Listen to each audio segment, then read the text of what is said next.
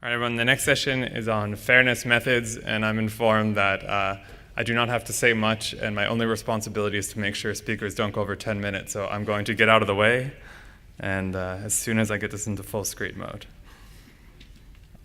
All right, everyone. David Madras. Thanks, Zach. Okay, hi. I am David Madras. I am a PhD student at the University of Toronto and the Vector Institute, and this is some work that was done jointly with Elliot, Creager, Toni, Pitassi, and Zemel. So in this work, the main question that we ask is, how do we make decisions from unfair data? You'll notice this is a bit of a shift from another question that we might choose to ask, which would be, how do we make fair decisions from data? So this is similar but a distinct point from what was brought up by the 50 Years of Unfairness paper quite eloquently. When we're asking how do we make decisions from unfair data, the goal here is to grapple with what kind of unfairness might be in this data by the time it gets to us, rather than just the fairness that, the unfairness that might be in an algorithm that we're applying to the data. So in this work, we present a model for making decisions from biased data, alongside a framework for investigating and measuring a certain type of data set bias. I'll note that there is a larger conversation to be had around terminology, but I'll be using the words unfair and biased kind of interchangeably in this talk, so bear with me. So the first question we can ask is, how does biased data get that way? How does that happen? So the question that we're asking basically here is, what's the underlying data generating process for a data set that we might have? One way to think about this is data is created through a series of actions and their results, which we could also call treatments and outcomes if we were so inclined.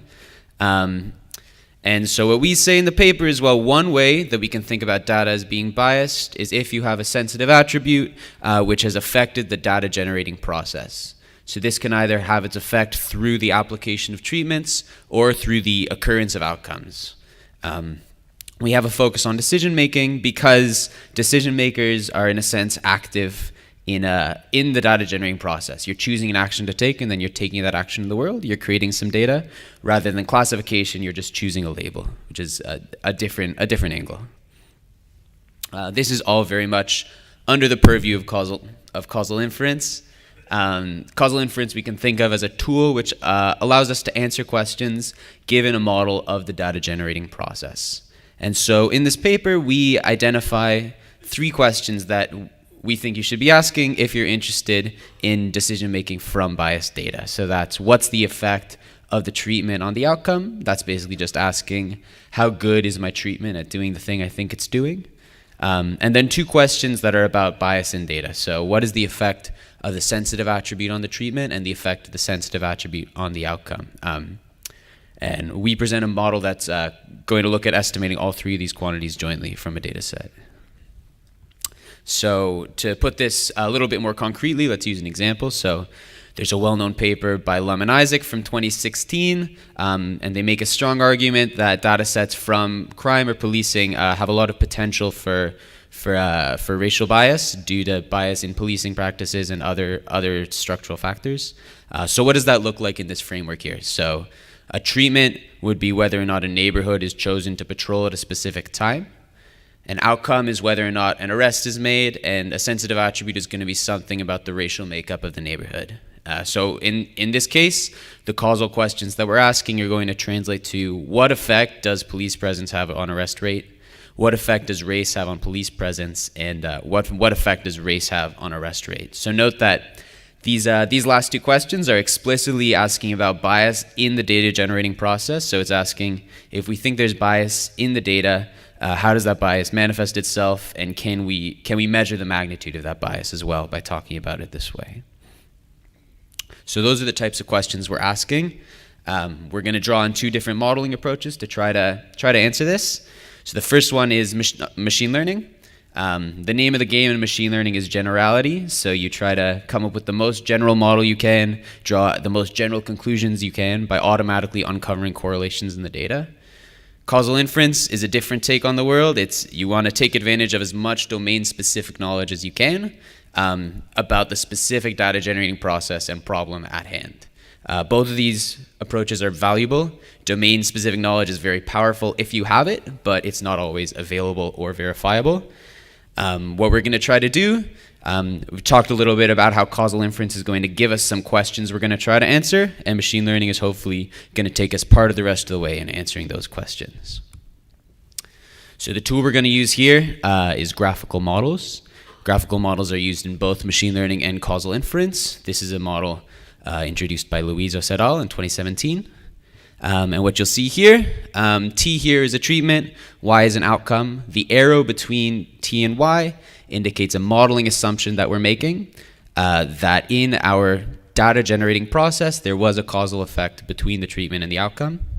Z is going to be a hidden confounder. So that means it's some entity or combination of entities in the world, which we did not observe, so we haven't measured them, but nonetheless, we think it has an effect on the treatment and the outcome. And X are going to be what we call proxies for Z. So you can just think of this as the variables you have collected, so the columns of your data. So one thing to note, there's a couple things to note here about what machine learning will give us here. So this is a causal diagram.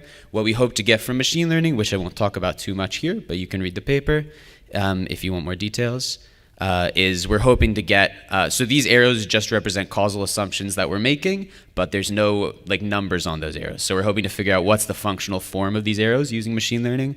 We're also hoping to figure out, given some information X, some proxies, what's going on in this hidden state. We're also going to use machine learning to do that.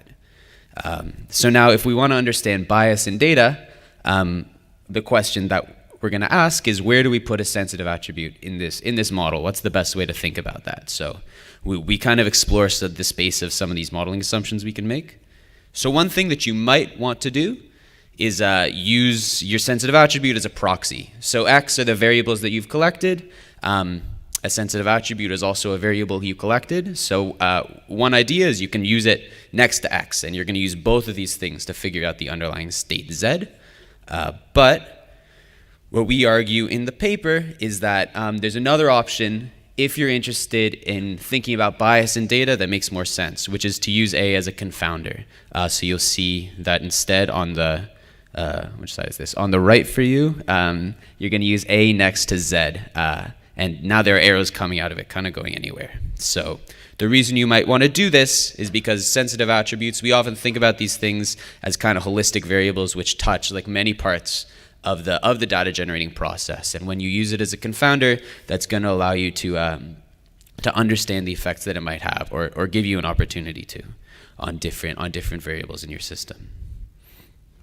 So a quick aside here. I've been talking a lot about the causal effect of a sensitive attribute on other things, and that in and of itself is a slightly contentious topic. So there's a range of people who think that who would say that an immutable sensitive attribute can't have a causal effect on something, because if you can't think about experimenting on it, that causal effect doesn't exist. There is also a group of people and a line of work that say there are ways to interpret these sensitive attributes. I won't go too deeply into this debate, but I will say that in our work, we're using the causal effect of A to understand bias in the data generating process. If you're not comfortable with that type of causal effect, then one thing you can imagine doing is use a similar, but more manipulable proxy rather than the sensitive attribute itself. So instead of thinking about the causal effect of socioeconomic status, if that's immutable, you can think about, for instance, the causal effect of education. And so that's a causal effect of a proxy, but the whole point here is to just understand bias in your data. So that can be a more interpretable causal effect, maybe. Evaluation of causal inference is very difficult. So we tested on semi-synthetic data, which we based on the common IHDP dataset, which is a healthcare dataset that's used a lot in causal inference. It's particularly difficult here because we needed to generate counterfactuals along multiple variables. But we compare these models. We compare the model we proposed to baseline models that make different types of modeling assumptions, particularly around A, and measure how well they estimate these causal effects. So in conclusion, we're saying that if you want to make decisions from unfair data, understand unfairness in your data set, you should think about using sensitive attributes as confounders of the data generating process to get a better understanding there. And check out the paper if you're interested in more of the modeling and implementation details. Thank you.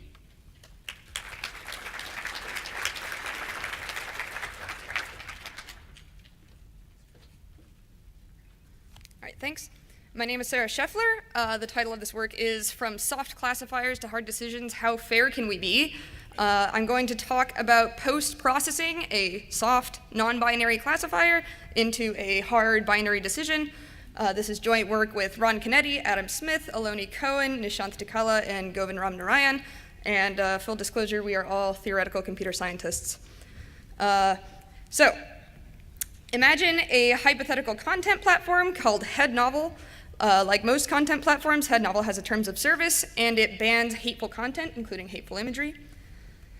Users on Head Novel self-identify into political groups. I've represented different groups here as blue hats, no hats, and red hats. And finally, for the sake of this example, let's say the red hat group is very into checkers. They play checkers at all their campaign rallies. Lots of their uploaded images contain checkerboards. And unrelatedly, a hate group starts using a checkered flag as their symbol. So Head Novel starts banning the image of a checkered flag. This becomes a problem. If we consider all of the images uploaded to Head Novel, some of these images are going to contain checkered flags, some will not. We would like to ban all of the images that contain checkered flags and allow all the others. But of course, the banning system isn't perfect. Some checkered flags are going to get through the filter and be posted anyway, and some non-checkered flag imagery is incorrectly marked as containing a checkered flag and will be incorrectly banned. And of course, the issue is that the red hat group has a lot more images that look like checkered flags but aren't, and the blue hat group does not. So the banning system works pretty well for the blue hats, but the red hats start thinking that maybe there's some political bias going on because a lot of their images are being banned, even though they do not affiliate at all with this checkered flag group. So there are four main ways we could measure the error imbalance between these two groups. In this case, we might want to look at the blue and red positive predictive value. So looking at the banned images for each group, how many were actually checkered flags.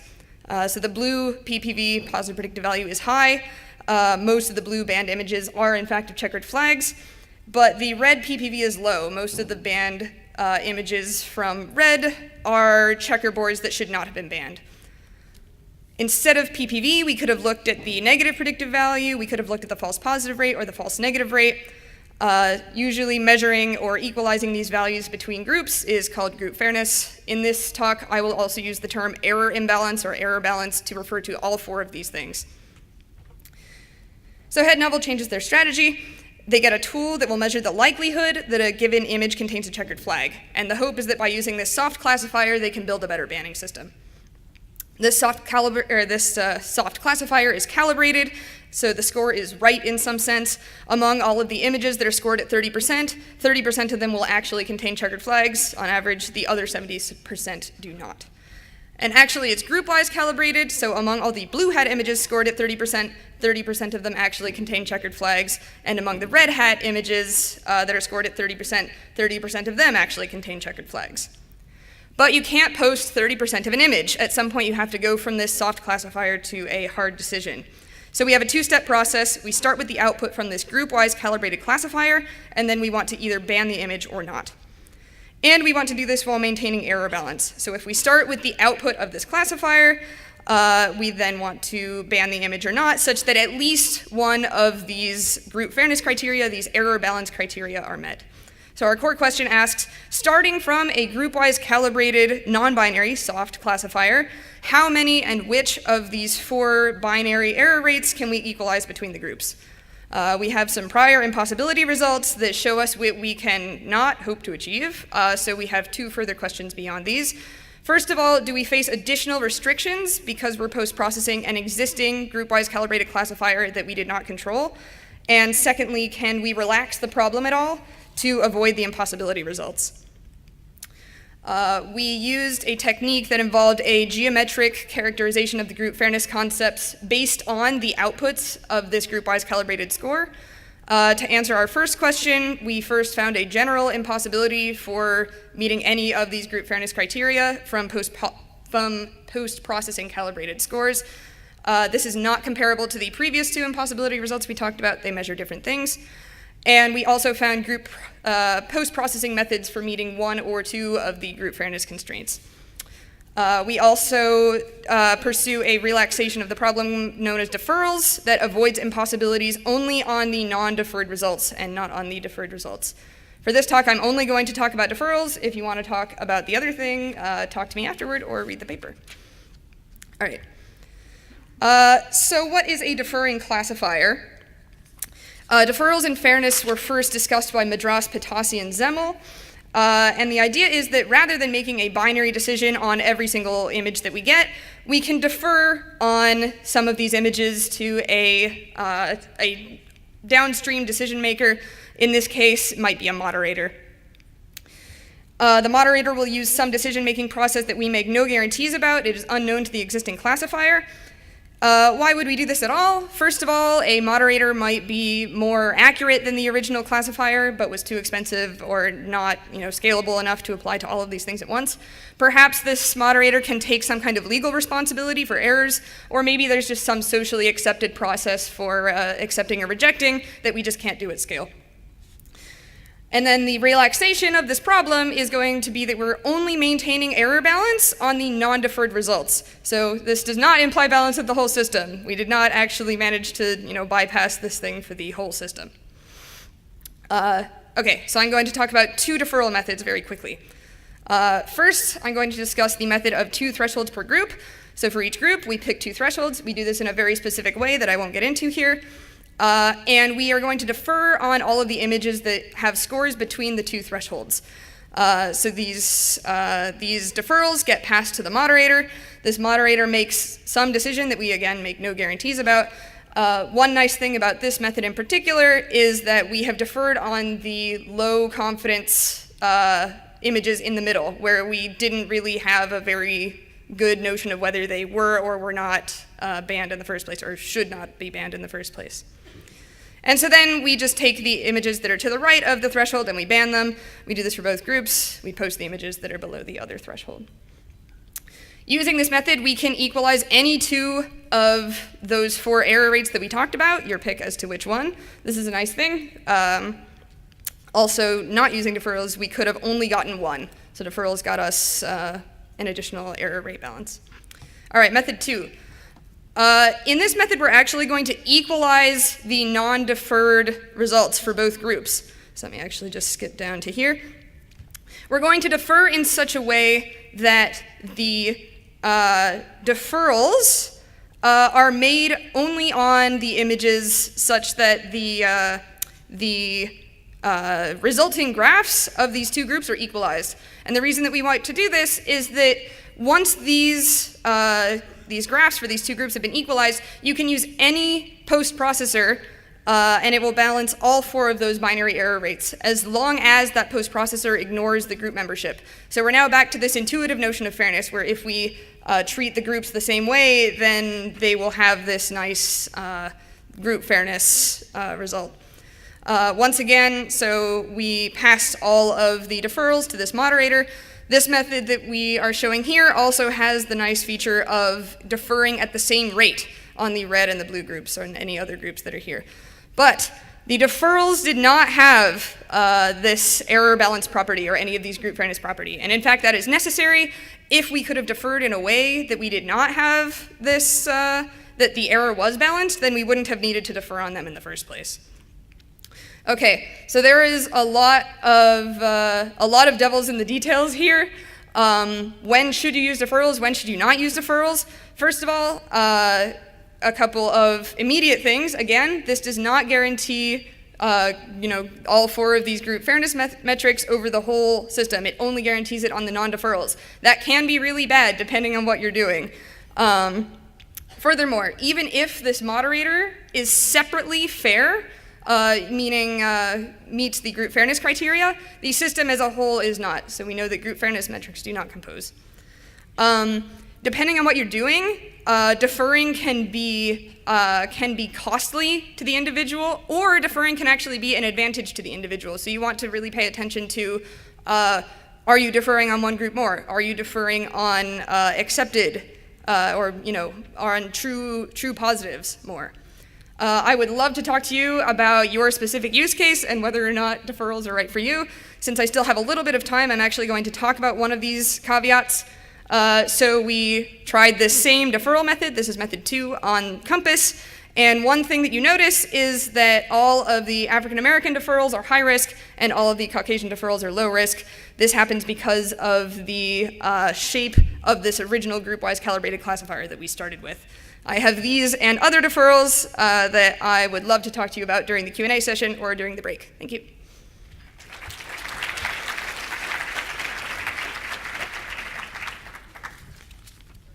Thank you. So my name is Dallas. I'm a PhD student at Carnegie Mellon, currently visiting at the University of Washington. And much like the previous talk, I'm very interested in this question of when we should choose to not trust a classifier.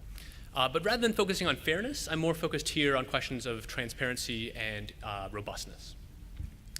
Now, we're all, of course, aware of the impressive advances we've seen over the past few years in terms of achieving high accuracy on certain tasks like game playing, object recognition, and so forth. But there's a lot of trade-offs involved in this space. Even beyond the questions of fairness that's been raised by this community, there's questions of interpretability. So can we know why these models are making the predictions that they are?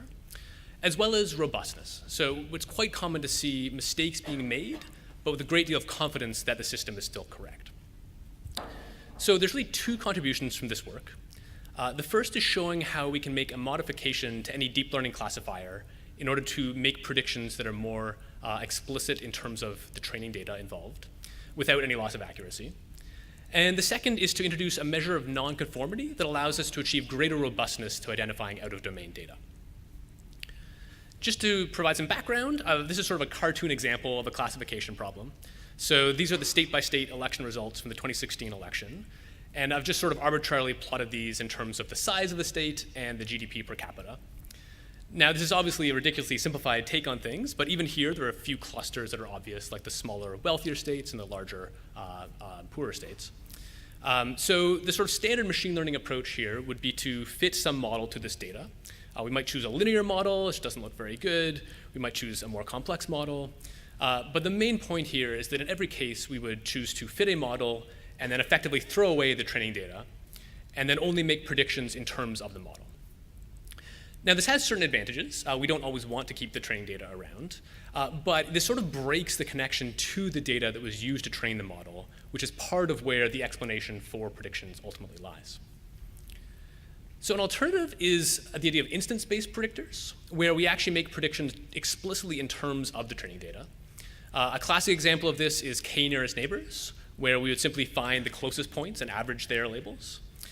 We actually draw inspiration from another technique called Nadaria-Watson, where we look at the point we want to make a classification decision. So this is some new mythical state here. And we basically take a weighted average over the entire training data set, where the weights decrease exponentially with distance.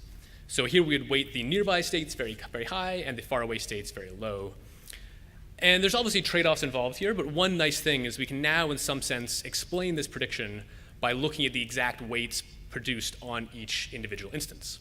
So here we'd say that this new example looks much like Kansas and Oklahoma and Florida in terms of area and wealth, so we would predict this to be a Trump victory. Now, the problem with this sort of approach is really a matter of dimensionality. This works in low dimensions, but when we get to very high dimensional data, the notion of distance no longer really captures the idea of similarity which drives this method. So what we want to do here is combine this sort of instance-based approach with the ability of deep learning models to embed complex data into low dimensional spaces.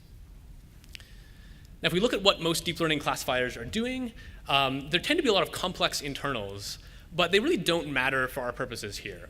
So I'm just going to abstract away from this to say we have some input data x, which is some high dimensional data. We'll have some output vector h, which will have dimensions equal to the number of classes. And then there's some complex function in the middle, or some complicated function in the middle, which converts from x to h. And this will differ by domain, but the same principle applies in every case. Now, the standard approach is to use something called a softmax function, where we basically normalize this h vector to be a set of probabilities for each class. So to look at the predicted probability, we simply read it off from this vector of probabilities. The alternative we propose here is to compute a probability as a weighted sum of label vectors over the training data set, where the weights will be determined by similarity of this h vector for a test instance to the h vectors of all of the training instances. And just to visualize what this looks like, during training, we would learn some function f of x to embed this data into a low dimensional space. We do this using many batches of data and computing the probability in terms of this weighted sum, and then using the error terms to update the encoder. At test time, we would then embed the test instance into the same space and compute the prediction as a weighted sum over the entire training data set using the same sort of weighting-based approach. Now, interestingly, we tried this on 10 or so different data sets of different types, so images, text, tabular data, in each case using a model appropriate to the data. And we found that in every case, the accuracy was essentially indistinguishable. So there seems to be no compromise involved there. The training time is also equivalent, although the test time might be slightly slower. But the nice thing is that we can now explain these predictions in some sense in terms of the weights and labels involved. So to illustrate this, I'll just use one data set, another sort of somewhat silly data set called Fashion MNIST, which is small images of instances of clothing in 10 different categories. So a standard softmax model would learn some function to map from this image to a probability. And this could be highly accurate, but in some sense, the only explanation for this behavior is we've learned some function which encodes a set of matrix transformations to map from an image to a number. By contrast with our approach, we can actually look at, we can decompose this into a sum over each term for each instance. And so for the same example, we see here, for example, there are several images. This is just the top 4, but we could look at all of them, where we can see that there is strong support for this prediction in that, at least visually and according to the model, there are many similar instances in the training data. Moreover, these weights shown here, which are all close to 1, which is the maximum value in this particular setup, show that the model believes that this instance is very, very similar to the training data that's been seen before. So it's being embedded very close to data we've already seen. By contrast, if we look at a somewhat unusual example, this is labeled as a pair of trousers. And we see in this case the model is still correct.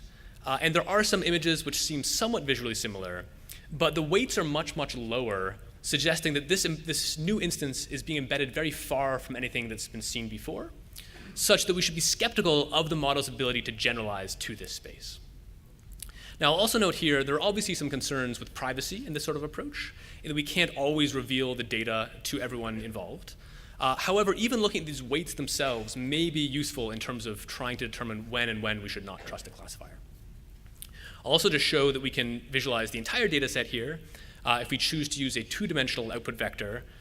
This is similar to what we might get as an approximation to a softmax model, but here we have an exact representation of what the model is doing.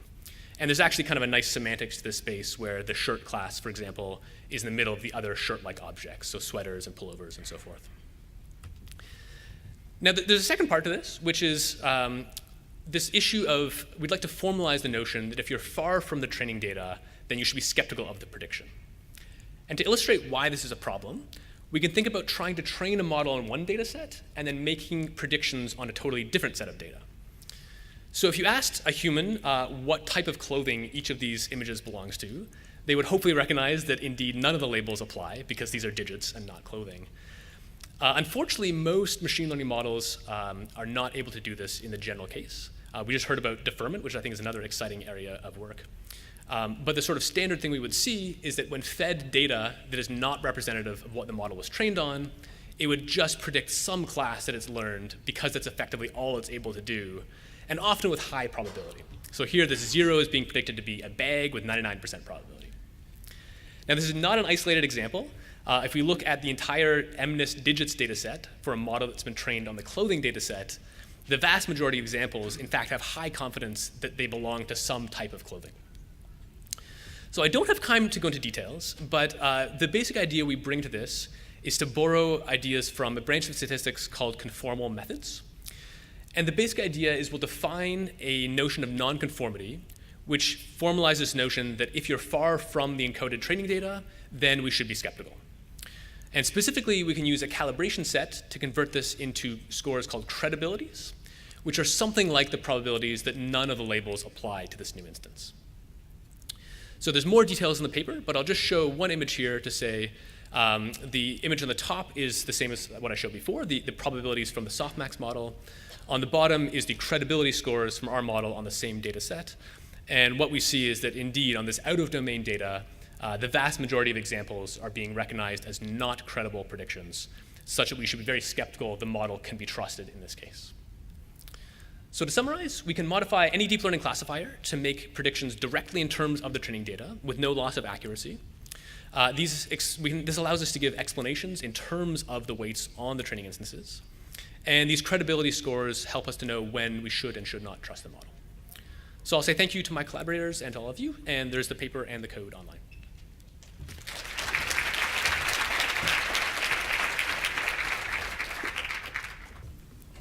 Hello. Hi, this question is for Dallas. I'm curious if you've looked into Bayesian methods that, for example, in Bayesian neural networks, you can actually sample the neural network for any given instance several times to get kind of like this distribution of predictions. And I've read a few papers and tutorials and things that actually enable you to query the model to say how uncertain it is about its prediction. That's a great idea. I haven't actually looked into that directly. I think there is a deeper insight there in many ways, which is that we really want to think about not just what the one model we're trying to interpret is doing, but rather what space of models might have been learned from the data we have and the set of prior assumptions. So a Bayesian approach seems like a pretty sensible way to go. The sort of conformal methods idea is very much in a frequentist vein, so there's a close analogy to hypothesis testing. So depending on how you want to approach this problem, I can see those as being possibly complementary. But I thank you for that suggestion. Cool. Thank you. Yeah, hi, this is Deb. And I have a question for David. So curious as to what the differences are between the confounding factor and the protected class, like A and Z. And then also another question about unfair data and the different ways it can be represented. So you can have a case where the data does sort of represent trends that are stereotypical, but then you can also have data that's non-representative, for example, addressing like classification bias or something. So curious as to if you guys thought about that. Can you just explain a little bit more what you mean by that second part? So like, for example, the example that you gave about unfair data was data that represented some stereotypical, that could kind of embed some stereotypical biases. So maybe representing the tendency for police officers to go towards black neighborhoods. But there's another kind of type of unfair data where you can have maybe a lack of representation of a particular group in the entire data set. And because of that, the predictions of the model are biased. So curious as to if you thought about that type of unfair data, just like different ways that data can be unfair, and if you address that in your work. Yeah, so great question. We didn't specifically address like a data imbalance sort of unfairness. We didn't specifically think about that. I think it's an interesting direction, and you can probably think about it in some of the same ways in terms of, in terms of being robust to specific, like different types of distributions. But yeah, that's a slightly separate type of data set bias than what we were thinking about. With respect to the other questions, so the two different confounding variables that we had there, so we were using the protected class or something similar to that as a confounding variable. And the other one that we had there was just this latent confounder Z. So this is kind of another interesting thing about the difference between machine learning and causal inference. So in causal inference, there's the standard way to do things is to sort of have your latent variable represent a specific object in the world. So you understand your domain and you say, here's what my latent variable is. We haven't measured it. In machine learning, it's a little bit more standard to say, we have some latent variable here. We don't know what it is, but there's something latent, and we're gonna measure this state. And so that's the interpretation we took of it there.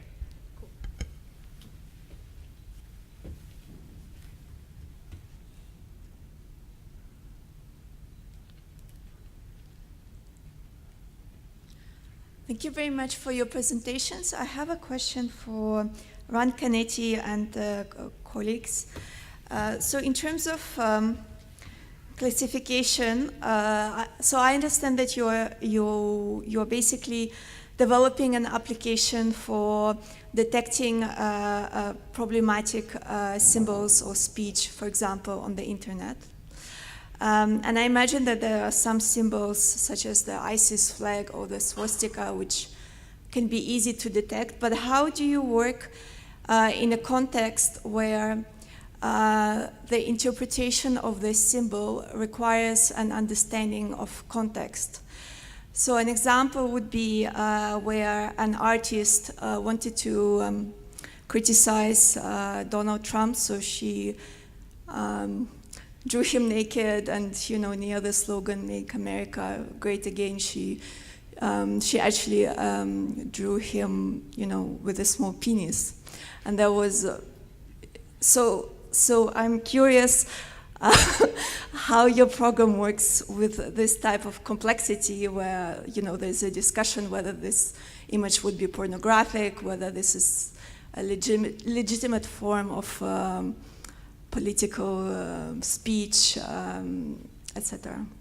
Yeah, so I should be clear that we did not actually have anything to do with actual image processing in this work. This is more of a general sort of statistical machine learning approach to this problem that could be applied to a lot of things. My example for this particular talk was about detecting particular images. To answer, though, your more general question about is this appropriate for something where the actual image may or may not be acceptable depending on context, depending on how many of these you have, this may be the kind of thing where you actually do want to have this two-step deferring process where in the first round of detection, you're just trying to detect the presence or absence of something that could be a hate symbol or something like that. And then in the second phase, you send it to a downstream decision maker, maybe a human, but maybe also just another classifier, just another automated classifier that is trying to determine whether or not this is an acceptable use of it, that is some kind of like political speech, or whether it is a not accepted form of it that violates some kind of terms of service. Thank you.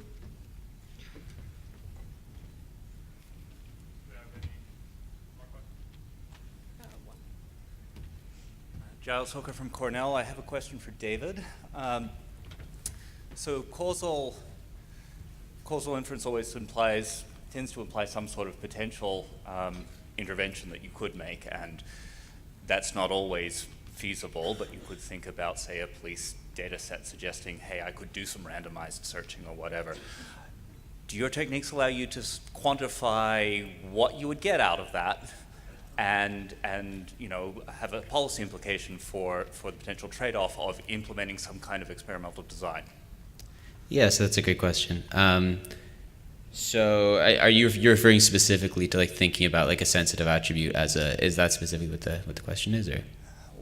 I think the situations where you might employ this could be difficult to characterize really generally, but yeah, right, if you're okay. thinking about saying, hey, if I want to query some Sure. particular sensitive attribute Yeah. or address some particular causal form of bias. Yeah, so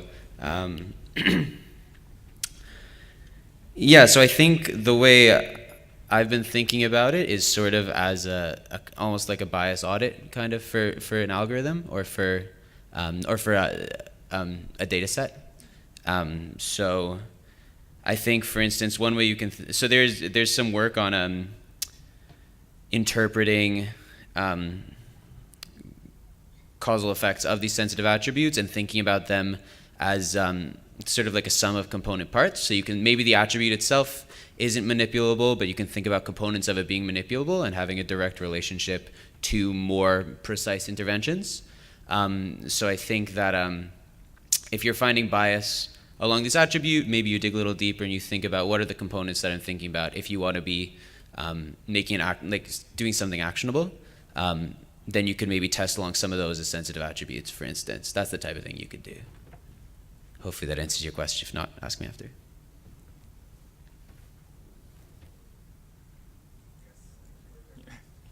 So this is Xiaojie Mao from Cornell University, and I'd like to ask a question for David's paper.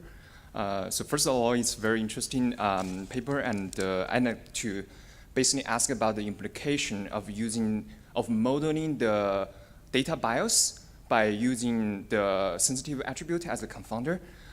Because I was thinking about one application scenario where probably we want to audit some machine learning algorithms like image classification and so on and so forth.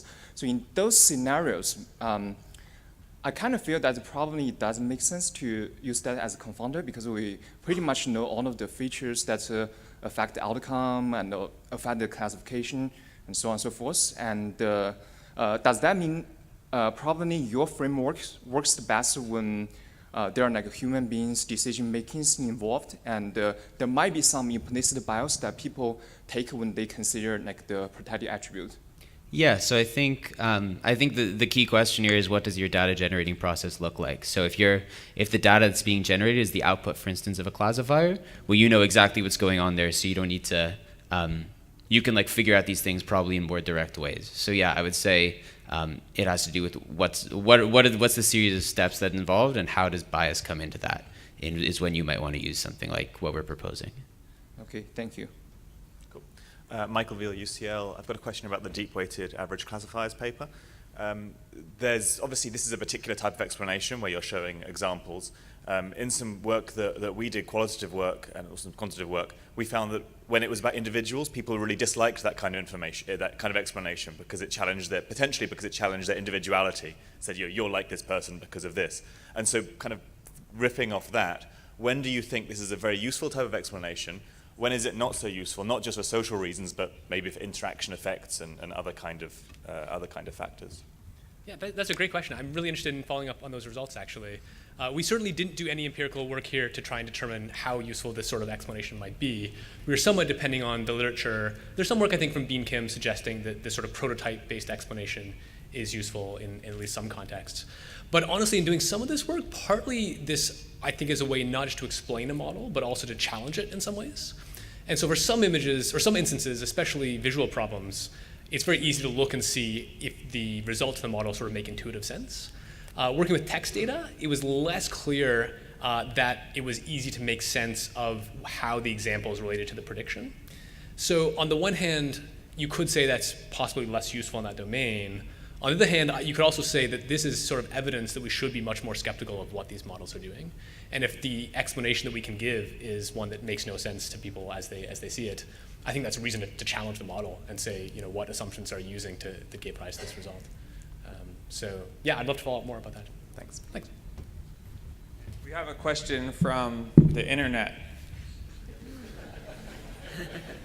Yeah, a millennial has a question for Dallas. So I think it's a good question. It's I'll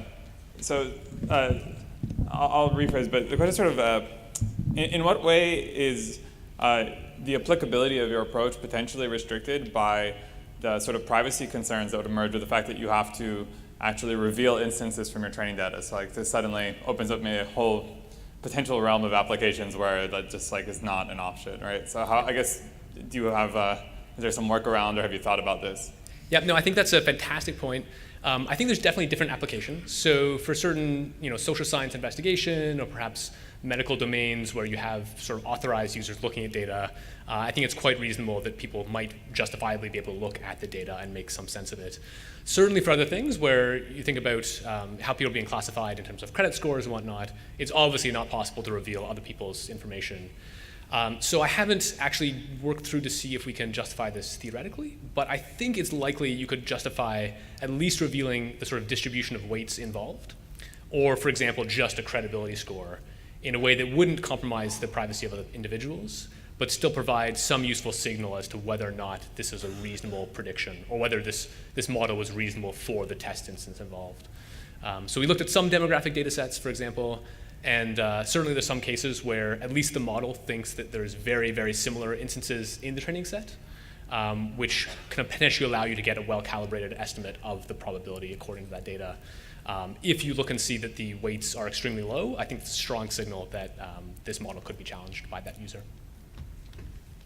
All right, everyone, I think we started off with a big head start, so we have no excuse for being late for coffee. So I think we should thank our speakers.